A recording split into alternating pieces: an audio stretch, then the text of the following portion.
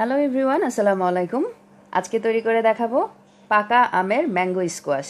তৈরি করা খুব সহজ, আর এখন যেহেতু আমের ভরা মৌসুম চলছে, তাই এরকম ম্যাঙ্গো স্কোয়াশ বা ম্যাঙ্গো ফ্রুটিগুলো আমরা তৈরি করে কিন্তু ডিপ ফ্রিজেও সংরক্ষণ করতে পারি বছর জুড়ে। তো আজকে শেয়ার করছি ম্যাঙ্গো স্কোয়াশের রেসিপি। চলুন তবে কিভাবে তৈরি করব সেটাই দেখে নেওয়া যাক। এখানে আমি আম নিয়েছি, আমগুলো 600 গ্রাম ওজনের আছে, দুটো আম। প্রথমে আমগুলোকে ধুয়ে খোসা ছাড়িয়ে আমি ছোট ছোট টুকরা করে নিব। আর বাজারের ভেজালযুক্ত জুসগুলো অ্যাভয়েড করে আমাদের ঘরেই তৈরি করে নেওয়া উচিত। আসলে ফলের যে কোনো ফলের সিজনে এই ফ্রুটস দিয়ে যদি আমরা তৈরি করে নিই, বাচ্চাদের জন্য খুব ভালো হয়, কারণ বাচ্চারা যেহেতু জুসগুলো বেশি পছন্দ করে। আর হোমমেড তো বেস্ট, পরিষ্কার পরিচ্ছন্ন আর স্বাস্থ্যকরভাবে তৈরি করে নেওয়া যায়।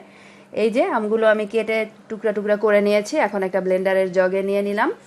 আমগুলো প্রায় কাটার পরে হয়েছে 2.5 কাপের মতো, আর দিয়ে দিলাম এখানে 1 কাপ পানি, মেজারমেন্ট কাপের মাপটা আমি বলছি। এরপরে সুন্দর একটা ঘন পেস্ট করে নিয়েছি, এই যে দেখতে পাচ্ছেন। এখন যেটা করব, প্রথমে আমি একটা চিনির শিরার মতো করব, ঠিক শিরাও না, জাস্ট চিনিটাকে গলিয়ে নিব। তার জন্য 1.5 কাপ পরিমাণ পানি একটা হাঁড়িতে দিয়ে দিলাম 1 কাপ পরিমাণ চিনি।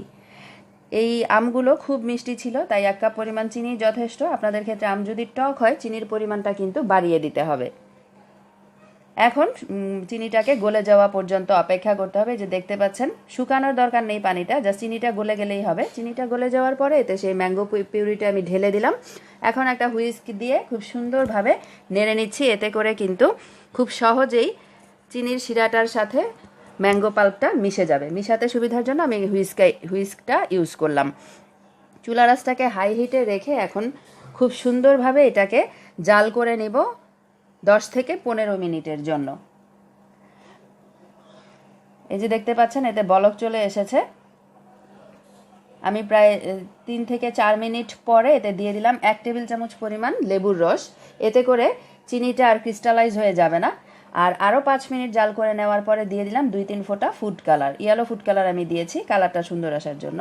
তবে এটা অপশনাল, আপনারা পছন্দ না করলে বাদ দিতে পারেন। এখন এটাকে 15 মিনিটের জন্য আমি জাল করে নিব। টোটাল 15 মিনিটের জন্য জাল করে নিলেই হবে। চুলা রাসটাকে হাই হিটে রেখে অনবরত নেড়ে এই যে ম্যাঙ্গো স্কোয়াশটা আমি তৈরি করে নিয়েছি। 15 মিনিট জাল করার পরে এই অবস্থা। এখন এটাকে চুলা থেকে নামিয়ে ঠান্ডা করে নিব। তারপরে যেই পাত্রে বা যেই জারে বা বটলে সংরক্ষণ করব, তাতে ঠান্ডা করে রেখে দিলেই হবে। এই যে দেখতে পাচ্ছেন, আমি একটা বটলে নিয়ে নিয়েছি। আমার এখানে টোটাল 1 লিটারের মতো ম্যাঙ্গো স্কোয়াশ হয়েছে। আমি একটা বোতলে করে নিলাম আর আরেকটা মগের মধ্যে নিয়েছি। এখন কিছুটা শরবত আমি তৈরি করে দেখাচ্ছি। কিছু আইস কিউব গ্লাসের মধ্যে নিয়ে নিয়েছি, আর এতে এখন দিয়ে দিব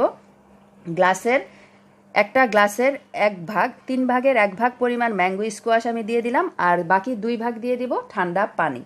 এবারে নেড়ে মিশিয়েই পরিবেশন করা যাবে দারুণ হেলদি আর মজাদার ম্যাঙ্গো জুস।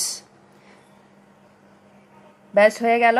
আর এই ম্যাঙ্গো স্কোয়াশগুলো তৈরি করে কিন্তু ডিপ ফ্রিজে রেখে সারা বছরের জন্য আপনারা সংরক্ষণ করতে পারেন। বিদায় নিচ্ছি, সবাই খুব ভালো থাকবেন। আল্লাহ হাফেজ।